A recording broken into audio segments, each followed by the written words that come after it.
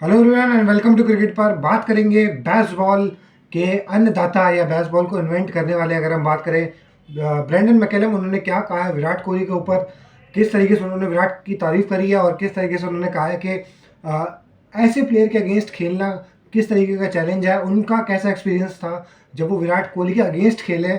इसके अलावा जो रूट की जो कहीं ना कहीं बुरी फॉर्म चल रही है, जिसके ऊपर आकाश चोपड़ा सर ने भी बात करी है, उसके ऊपर ब्रेंडन मैकलम ने क्या कहा है और एक कहीं ना कहीं धमकी सॉर्ट ऑफ भी दे दिया। अगर हम बात करें ब्रेंडन मैकलम ने कि हम जो है अब जो आगे के मैच होने वाले हैं उसमें इंडिया के ऊपर हार्ड आएंगे, मतलब पूरी ताकत से आएंगे और पूरी जो फाइट है वो देंगे। तो वो तो ऑब्वियस ही बात है यार, जब ये वाला मैच भी जब हम जीते हैं ना, दूसरा टेस्ट मैच 106 रन से जीते हैं और 300 रन समथिंग कर जाना इंग्लैंड के लिए, जो कि अमूमन होते नहीं है। और ये पहला टेस्ट मैच हुआ था, जो दूसरा टेस्ट मैच कंक्लूड हुआ अभी कुछ दिन पहले वाइजैक के अंदर, विशाखापट्टनम। ये पहला ऐसा टेस्ट मैच हुआ है इंडिया के अंदर जिसमें चारों इनिंग में 250 से ज़्यादा रन बने हैं।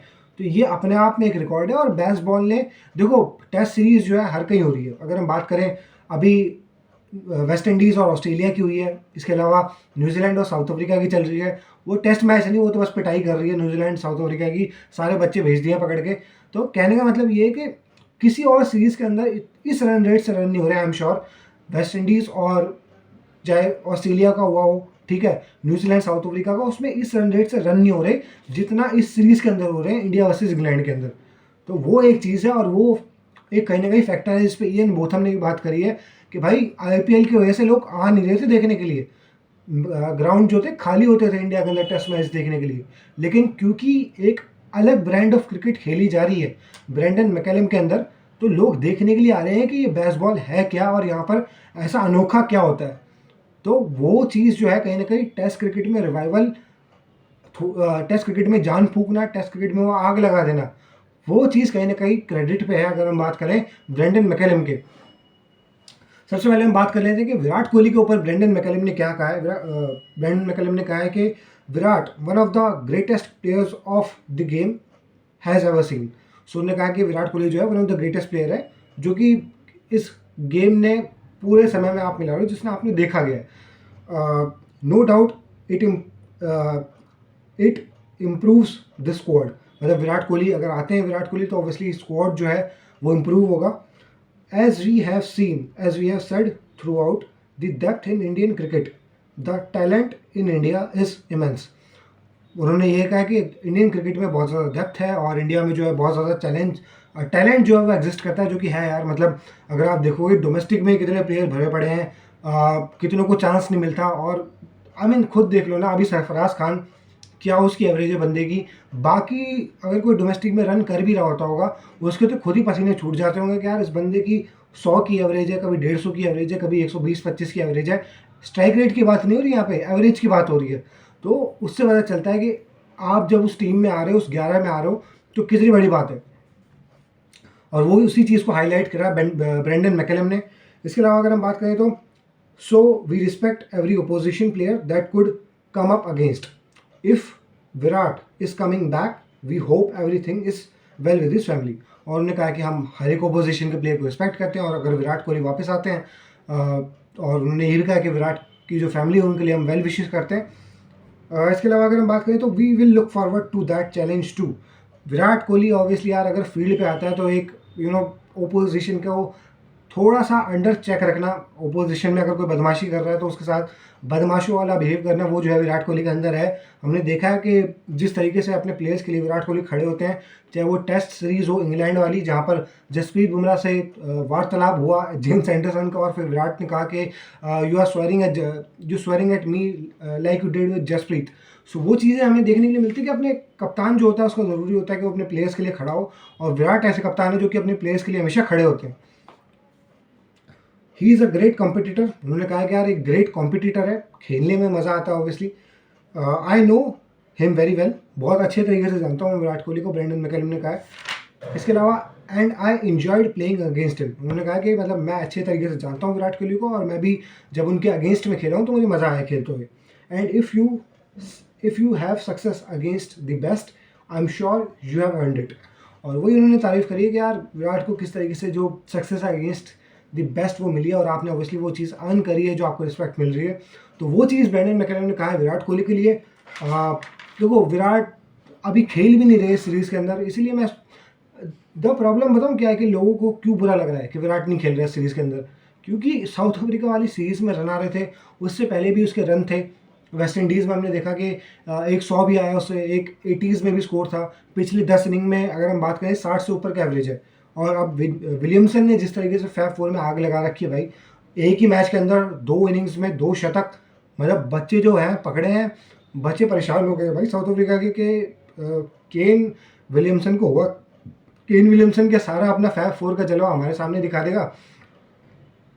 तो वो सारी चीज़ें हैं। विराट का आप फैब फोर में अगर आप उठा के देखोगे 32 सेंचुरी स्टीव स्मिथ की है, 31 अब अगर हम बात करें केन विलियमसन की हो चुकी है, और उसके बाद जो रूट 30 कर चुका है, और 29 पे सबसे पीछे फैब फोर में अब चौथे नंबर पे हैं। अगर हम बात करें टेस्ट क्रिकेट के अंदर वो फॉर्मेट जो कि विराट को बहुत ज़्यादा पसंद है, जहाँ पे सबसे ज़्यादा एनर्जी, जहाँ पर सबसे ज़्यादा पैशन विराट का निकल के आता है, उसमें विराट सेंचुरीज़ के मामले में सबसे पीछे रह चुके हैं फैब फोर में।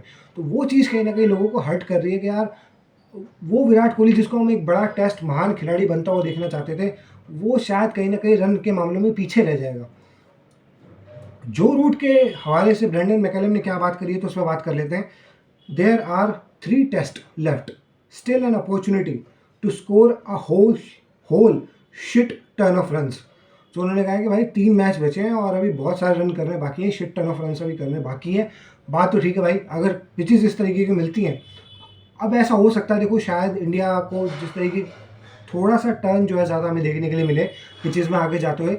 बाकी अगर हम बात करें तो मिडिल ऑर्डर तो बड़ा बुरी तरीके से सफ़र कर रहा है इंग्लैंड का, जहाँ पर बेन फोक्स के भी अभी तक रन नहीं आए हैं। इसके अलावा जॉनी बेस्टो, ओली पोप, तो चलो एक मैच में तो उस बंदे ने अकेले जिता दिया, तो एक मैच तो वो फेल भी हो जाए तो उसके ऊपर कोई क्रिटिसिज्म नहीं होगा, लेकिन जॉनी बेस्टो उससे कुछ नहीं हो रहा। इसके अलावा जो रूट भी जो है अल्ट्रा एग्रेसिव होने के चक्कर में आउट हो गए, जिसके ऊपर जेफरी बाइकॉट ने भी क्रिटिसिज्म करा है कि यार और जो इंग्लिश फैन भी है वो भी क्रिटिसिज्म कर रहे हैं कि ये बेसबॉल तो ठीक है एक तरीका है, लेकिन जब आप जीत सकते हो तो अल्टीमेटली जीत इंपॉर्टेंट है ना। जोस अ वर्ल्ड क्लास प्लेयर, उन्होंने कहा कि जो रूट जो है एक वर्ल्ड क्लास प्लेयर है, लेकिन मैं यहाँ पर थोड़ा सा डिसएग्री करूँगा। वर्ल्ड क्लास प्लेयर अभी सिर्फ बाबर आजम है और कोई नहीं है। बाबर आजम से बड़ा जो है अभी कोई वर्ल्ड क्लास जो है अभी घूम नहीं रहा। आगे पीछे सारी क्लास, पहली क्लास, दूसरी क्लास, तीसरी क्लास जो है बाबर आजम ही है। इसके अलावा अगर हम बात करें, and as good as anyone England has ever seen, उन्होंने कहा कि यार जितने भी महान खिलाड़ी देखें, जो रूट उनमें से एक ही है जो इंग्लैंड ने अपने साथ खेलते हुए देखे, इंग्लैंड की टीम में खेल चुके हैं। People will look to the dismissal, look at the method of his option, but he was trying to get the field back so he could milk them. अब उन्होंने वही कहा है कि जो रूट का डिसमिसल है लोग उसके ऊपर बात करेंगे, जो रूट का जो मेथड था जिसके लिए उन्होंने ऑप्ट आउट करा कि यार मैं आते ही अश्विन को अंडर प्रेशर डालूंगा। अश्विन को जो आते ही रिवर्स स्वीप मारा ना, एक बात तो है अश्विन भी हक्का बक्का रह गए थे वहाँ पे, मैंने मुंह देखा था अश्विन का, वो ही वॉज लाइक ये क्या हो गया, ये क्या हो गया, इसको आते ही इसने स्वीप मार दिया। तो वो चीज़ हमें देखने के लिए मिली थी रविचंद्रन अश्विन के साथ।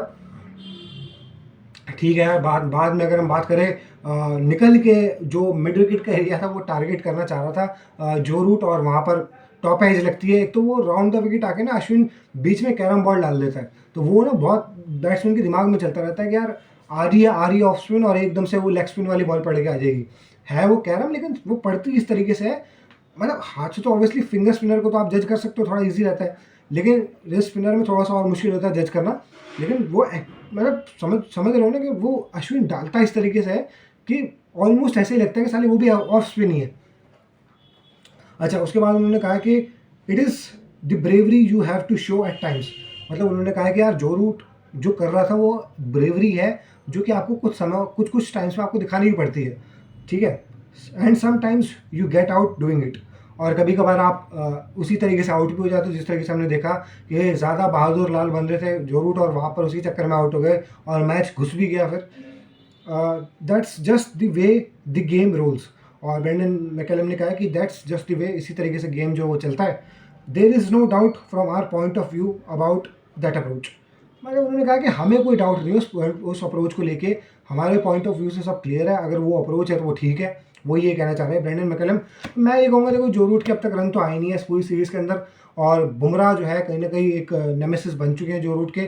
तो जब मैं तो ये कह रहा हूँ भाई, अगर कोई बड़ा प्लेयर है उसके रन नहीं आ रहे, सबसे पहले तो उसे अंडरमाइन मत करो कि वो रन नहीं कर सकता, और मेक श्योर करो कि अगर वो पिच के ऊपर आ रहा है ना, एक एक रन गला सुखा दो बंदे का, कि रन आते आते ना किलस जाए उस बंदे की एक एक रन के लिए। आपको मेक श्योर करना पड़ेगा, क्योंकि अगर जो रूट उठ गया तो भाई वो एक मैच तो, इतना बड़ा प्लेयर है कि वो एक मैच तो अपने दम पे निकलवा दे। 11,000 रन उसने बनाया तो मजाक नहीं है। तो मेक श्योर हमें यहाँ पे करना ज़रूरी है कि जो रूट का एक एक रन के लिए गला सूख जाए, परेशान हो वो किल से उसकी, उसे पता चल रहा हो कि भाई हम एक एक रन तुझे तो ईजी नहीं देने वाले।